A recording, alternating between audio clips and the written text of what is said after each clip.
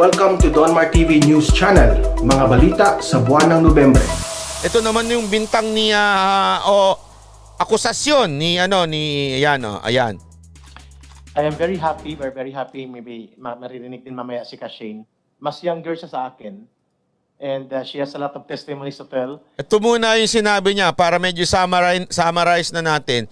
Joma got 400 million share from NPA collection. Ang NPA kasi nangongolekta ng mga revolutionary tax. Okay, isa yon. Revolutionary tax, binanggit nga dito sa telco.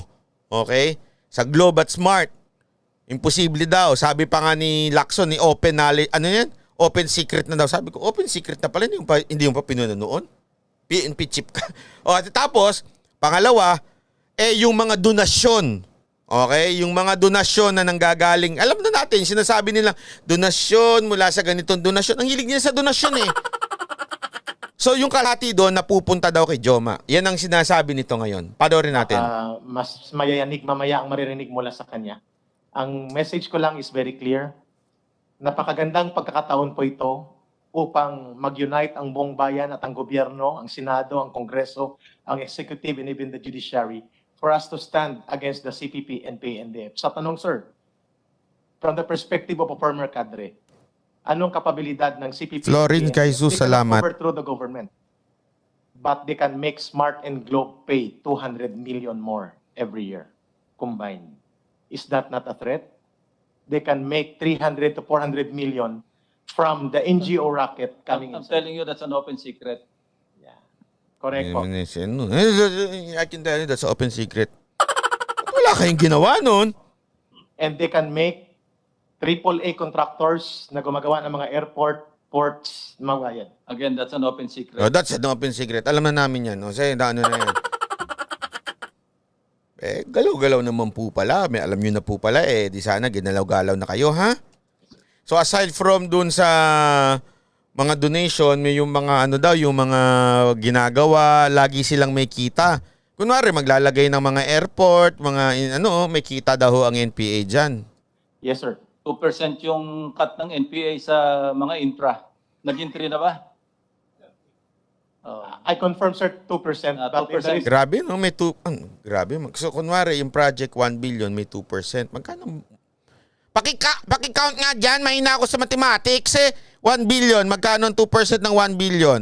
documents are Sa lahat 3.5. ng infra, walang under, lalo sa mga influence, kung walang 2% from the contractor. That's in addition to the 10% of the congressmen. Agree, sir. At ang Sabi niya, pati daw mga congressmen may 10%. source, sir, I will reveal. Not Secretary Villar. Some congressmen, by the way. I'd like to qualify. Yeah, some congressmen. At ang source po ng information namin, Senate President, Mr. Chair, kung paano namin nalalaman ang mga project, saan ang location, magkano ang cost, sinong project nito, ang manager, DPWH. The information on the extortion, if there is one single biggest mafia-style, highly organized, most prolific extortion machinery to come before the face of the earth, it's the CPP and PNDF. At hindi yan napipigilan ng ating government. So, paano sorry, Mr. Senate President, curious lang. Paano nare-remit yan? At saan? Magkano magkano, ilang porsyento 20 million po yung sa 1 billion, ha? 20 million. Chinek ko Ginunggol ko. Pasok. napupunta sa the Netherlands? Ilan yung nagagamit dito sa operation dito sa local? Ang sa Smart and Globe po ay bank remittance pero outside the Philippines. Ilang percent? Halimbawa, sa 300 million per year, ilang porsyento doon o magkano ang napupunta doon sa The Hague? Okay. Ang policy po is pag regional operations finance, 40% i-remit sa Central Committee, 60% sa region. It's 40-60. When you say Central Committee, yung Central Committee dito, Yeah. ang tinatanong ko, from the 40%, ilang percent yung pumupunta sa Netherlands? Hindi ko po masagot categorical pero tama po kayo sa inyong very logical questions, Mr. Chair. May napupunta po sa Netherlands kasi nandun ang CPP International Department. Nandun si Joma sa Barrio Utrecht, the Netherlands, sa Barangay Utrecht. At tama po may napupunta doon. At ang napupunta doon, sir, ang naririnig ko na nandun dito pa ako, hindi po bababa sa 50% ng mga nakikita dito na re-remit doon. So, yun po, that is very clear. At ang pinakamasakit po, the CPP and PNDF are able to circumvent the Anti-Money Laundering Council because we are able to establish web network of conduit NGOs that can channel funds amounting to 300 to 400 million coming from partners from Belgium, Netherlands, Europe, etc. With further indulgence of the Senate President, Kusolay Forso, do you have a list of the Grabe yun ha, yung sa donation pa lang ha, for 300 to 400 million na. NGOs naging conduit para to circumvent the anti-money laundering law? Yes, I think You don't need to tell this committee right now. Pwede submit na lang yan yes, sir. sa committee. We will do, sir. Thank you for that. Have you guidance. furnished the anti-money, or at least through NICA or whoever is handling you, nakarating na ba sa Anti-Money Laundering Council yan? Yes, sir. We will comply. Okay. I will not ask any further questions in that regard. Thank you, Mr. President. Siguro na lang, just a manifestation also, na baka ngayon maiintindihan ng mga nagtatanong, bakit daw yung mga telcos mahilig maglagay ng cell site sa mga kampo, sa mga military camp? Ano? Yan ang sagot. Kasi pag hindi sa military camp, piperwisyuin. Bubumbahin, susunugin, wawasakin. Sulugin, wawasakin. Kung Mr. hindi, President. magbayad. Yeah, Mr. Senate President, Mr. Chair. The armed forces and the Philippine National Police cannot be the private security guard of Smart and Globe. Oh. So yung mga nagtatanong kung bakit sa kampo, yun ang sagot. Hindi dahil gustong i-monitor ng China ang military.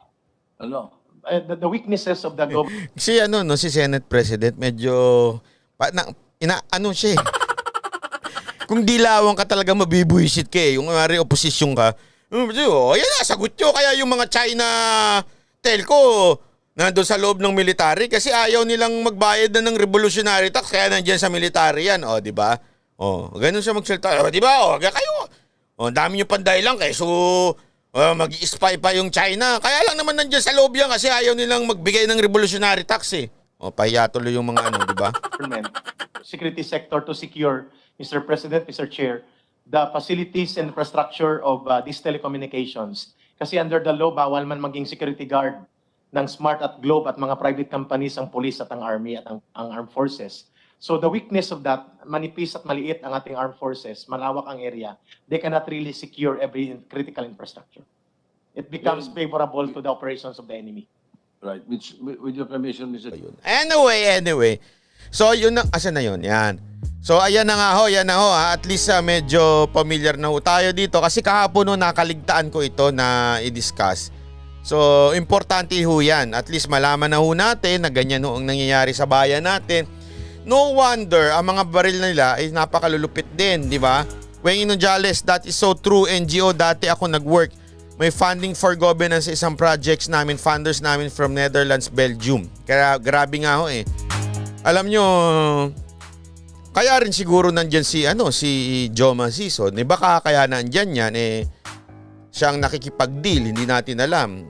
Tapos sabi ni Ka Eric, kalahati na pupunta niya sa Netherlands. Maganda palang negosyo yan, parang scam ano. Sabihin, bibigay ko dito, oy, pahingin donasyon! Tapos kalahati sa'yo. Lupit. Hingi ka ng donasyon sa mga US, ganito. Tapos sa mga Europe, sa mga UK, hingi ka ng organisasyon para ipaglaban ng human rights. Para ang human rights ipaglaban, human rights. Yung pala, mga terorista na palang pinopondohan nila. Hindi, kasi ako, in fairness naman dun sa mga organisasyon, hindi nila alam. Hindi nila alam na, kaya nga ho, naalala ninyo yung mga lumads natin nagpunta sa UN to report na hoy, yung mga donasyon na binibigay nyo sa NDF o dito sa CPP and PANDF napupunta sa mga terorista. Kaya wag nyo nang ibigay. O, yun yung ginawa nila kaya sila nagpunta doon. Kaya galit ng galit sila. Tapos ang sabi pa nila, di ba? Pati yung iba na mga vlogger na bobo din, sinasabi kaya daw nagpunta ang PCOO doon, junket. Anong pinagsasabi yung junket? Kaya nga nagpunta yung PCOO doon, sinamahan doon para i-report sa UN na ganito ang ginagawa ng NDF, ganito yung donasyon nyo napupunta sa pera ng mga NPA, sa mga armas ng NPA. Tapos sasabihin ng ibang vlogger, junket, di ka lang nakasama, junket na kagad. Inggit ka kasi, lagi kang gustong sumama na mamalimos ka sa mga DDS para gamitin mo yung bahay nila, titirhan nila. Tapos pag di ka nasama, magtatampo ka, bitter ka dyan. Oh, di ba? Ganyan naman yan eh. Isipin nyo ha, ako, sabi ko nga sa inyo, isa sa mga gusto magpa-resign kay Mocha nun si Yusek Badoy. Pero tama yung ginawa nila Yusek Badoy nung nagpunta sila sa Amerika noon para i-report sa UN. Hindi ko sinabi ang junket. Anong junket? Junket ka kagad. Di ka lang nasama.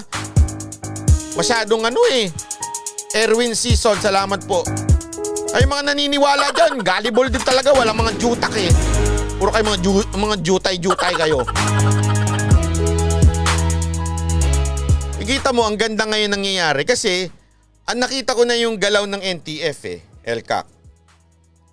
Una, pinipigilan nila yung pondo kasi pag may pondo, halimbawa, pondo pa lang, pwede na kagad sila mag-hire ng mga maraming social media, pwede sila mag-hire, mag-sponsor ng mga posts, pwede silang kumuha ng mga trolls. Kaya nga ang daming trolls sa mga aktivista, ninyo napapansin? O nag-announce pa sila, gagawa ng mga memes. Kasi may pera sila. So para matigil tong hinayupak na CPP, NPA, NDF, eto na, tanggalin yung kung saan nang gagaling, yung mga donasyon, okay? Pigilan yan, sabihin sa kanila, inform sa kanila, dun sa mga NGOs na yan, oy, etong binibigyan nyo mga terorista, ano pa, in-expose nila ito Makabayan Black para talaga mawala na ito sa susunod. Kasi siyempre may pondo rin yan. O may mga consultant yan. Isipin mo, may consultant, mga NPA, ano to? Tayo nagbabayad ng consultant? Ang bihirang buhay O, di ba? So yan yung pinipigilan na mangyari dito mga NTF-LCAC. Kaya kudos dito sa NTF-LCAC. Alam mo, mahirap labanan yan. Sa totoo lang, napakahirap labanan nun ng NPA. The institution na yan. Remember, they're fighting this war for 50 years. So, tayong mga DDS, kailan lang tayo? Nung panahon lang ni Pangulong Duterte. Yung iba sa atin, di pa sinilang, lumalaban na sila sa propaganda. Isipin nyo, nakapagpatalsik sila ng isang presidente. So, hindi yan biro. So, lagi ko nga sinasabi sa inyo, wag lang tayo maging oo nga, galit kami. Hindi, maging active tayo. Kung talagang galit kayo, i-share nyo. Alam mo, ito ibigyan ko kayo ng halimbawa. Alam nyo ba na tuwing topic natin ay NPA dito sa YouTube, hindi siya na-monetize ng full? Kasi hindi naman sa ang YouTube mapa NPA. Hindi kasi nasa guidelines nila. At least sila, nagbibigay sila ng dahilan. Pag about war, about violence, pag nagpapakita ako ng mga videos of violence, hindi minomonetize. Sabi ko nga, naku, parang ayoko na atang maging topic ang NPA. Bakit? Sayang lahat. Yung donation, yun, okay yan. Yung mga nadodonate, tuloy pa rin naman yan. Napupunta pa rin naman sa ating sa ating channel. Wala namang problema yan. Pero yung views, yung mga nakaraang NPA nating mga video, wala na As in wala. Walang commercial. Yung commercial hindi napupunta buong buo. Ibig sabihin, limited lang. Kaya lang napaisip ako, sabi ko, titigil ko na ba itong laban sa NPA para kumita naman tong YouTube natin? Alam mo yun? Sabi ko, hindi Kung ititigil natin to, eto na yung momentum Alam mo yun? Eto na yung pagkakataon natin na yung mga tao nagigising na. Marami ng mga YouTube channel na ito na yung binibitbit. Sinachop-chop na nila itong video para ipresenta sa mga tao. Para malaman ng tao kung gaano ka-demonyo itong CPP-NPA. Ito na yun. Hayaan na natin yung walang ads itong pagkakataon na ito. Okay lang yun. Okay na yan. Ang akin lang, kahilingan ko lang sa inyo, wala na nga tong ads. Baka naman pwedeng i-share na ninyo, i-post na ninyo kung gusto nyo, chop-chopin nyo kung gusto nyo. Tanggalin nyo na yung mga bati-bati ba? Chop-chopin ninyo, tapos i-post din ninyo. Wala akong problema dyan. Sabi ko nga sa inyo, I'm not concerned about the kita. Basta maituloy lang natin ang laban. Pero salamat sa mga nagdo-donate. Walang problema ho yun. Thank you very much. I appreciate that. Dahil doon, kaya lang ho tayo nagsusurvive. Pero kung hindi, okay lang din. Kung gusto nyo ipakalat to, okay lang din. Download nyo, upload nyo, okay lang din. Para sa bayan talaga, okay lang. Basta kumalat ang katotohanan na itong mga CPP, NPA na ito, mga demonyo ito. Okay? Yun lang sa akin. Pwede naman mag-donate via PayPal if really wanted. Oo nga, go.